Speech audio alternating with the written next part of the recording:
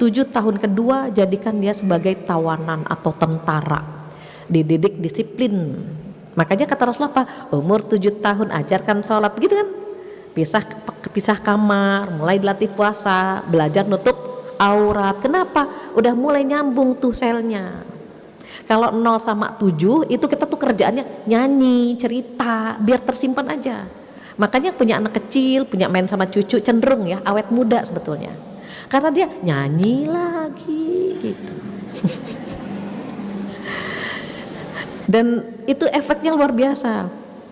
Jadi anak saya tuh 7. Nah yang ke-7 ini ketika saya menjelang umur 50 tahun saya hamil lagi. Jadi masih punya baby, punya anak umur 7 tahun lah. Nyanyi lagi kita, ya Allah, nenek-nenek nyanyi gitu. Jadi hampir sama dengan usia cucu saya gitu, nyanyi lagi gitu, itu pengaruh gitu. Nah ini kalau kita nggak ikhlas kan pengennya marah-marah kan gitu, aduh gitu ya. Kalau kita lihat, oh dia masih usia 0 sampai 7 anak atau cucu, oh berarti cerita gitu. Karena nggak bisa, nah Rasulullah bersabda dalam hadis, nggak bisa. Melatih dia makan, melatih dia gitu ya, belajar, sholat, apa tuh semuanya. Kalau nggak pakai cerita, pakai lagu. Kalau nggak dia mumet gitu ya, apa stres gitu. Terus bagaimana kalau 7 tahun kedua dididik disiplin? Nah baju kotor di mana? Sepatu di mana sepatu? Gitu. Udah mulai sholatnya mau jam berapa? Misalnya sholat asar mau jam 4 atau jam 5? Gitu kan. Nanti mendekati itu masa 10 tahun, masa murahakoh, mendekati baligh. Jadi kalau balik dia udah siap terbang, udah bisa sholat, bisa nutup aurat, bisa gitu. Banyak jamaah yang bertanya begini, Bu Fatia, anak saya umur 17 tahun, terus dia nggak pernah puasa, setiap puasa kalah terus, boleh nggak bayar fidyah? Halo, 17 masa bayar fidyah, saya bilang. Itu buat lansia. Kenapa? Karena 7 tahun kedua tidak dilatih. Jadi nanti 10 tahun kita lihat nanti, kalau dia menjadi anak yang menyenangkan gitu ya, itu hasil sentuhan kita kepada dia yang menyenangkan dia sehingga dia pun menyenangkan kita. Kalau dia menyebalkan, boleh jadi perilaku kita atau pendidikan kita kepada dia menyebalkan sekali buat dia. Pesan Rasulullah apa sih? Birru aba'akum tabirrukum auladukum. Berbaktilah kepada kedua orang tuamu, maka kelak anak-anakmu akan berbakti kepadamu. Anak kita nggak kenal kita kecilnya kan, nggak tahu bagaimana kita sama orang tua kan, Allah tahu. Seindah itu perilakumu kepada orang tuamu, seindah itu pula insya Allah anak-anakmu kepadamu, begitu. Jadi bukan karma ya, ini Rasulullah itu kan syarih, beliau itu kan menjelaskan ya, semua yang terjadi atau hukum yang berlaku kan beliau menjelaskan gitu. Sehingga kita perlu warning nih, dulu kita gimana, atau minimal anak-anak kita tahu hadis ini, sehingga dia berusaha membahagiakan kedua orang tuanya.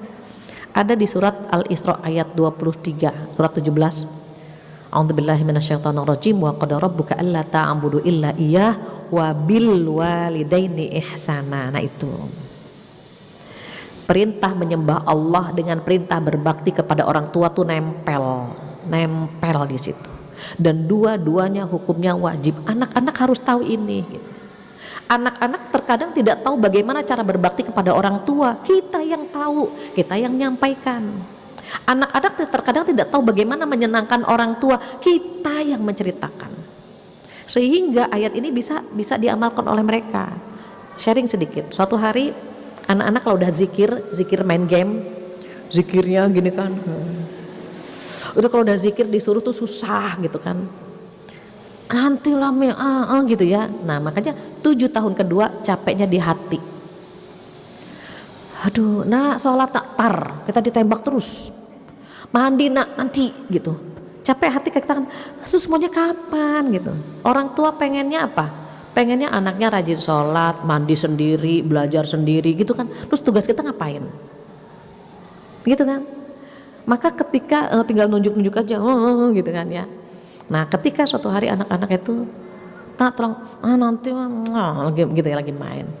Saya pura-pura nggak nggak pakai kacamata, nak coba nak tolong bacakan ini surat Al-Isra ayat 7 ayat 23 artinya apa ya nak, dia bantukan bacakan.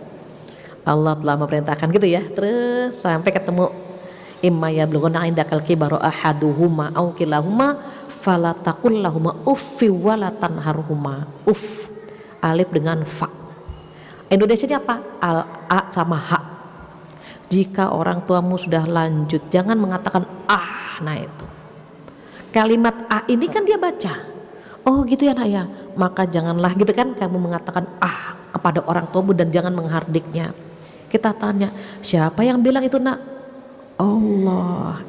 Mulai Allah yang menyuruh itu, bukan kita yang minta. Allah udah baca ayat itu, masya Allah. Nah tolong, iya mi gitu. Karena kan dia baca langsung bahwa itu perintah Allah, nggak boleh ngomong nggak boleh menghardik kan gitu. Wakhfid lahum hadul, merendah sama orang tua tuh merendah, ngalah gitu maksudnya. Jadi kadang-kadang anak-anak perlu tahu juga isi Al-Quran. Allah lah yang nyuruh mereka begitu sama orang tuanya, bukan kita yang gila penghormatan dari mereka. Allah menghargai orang tua seperti itu. Kita kasih tahu juga, nanti kamu kan jadi orang tua juga, anak-anak juga harus tahu bagaimana berperilaku kepada kalian semua gitu.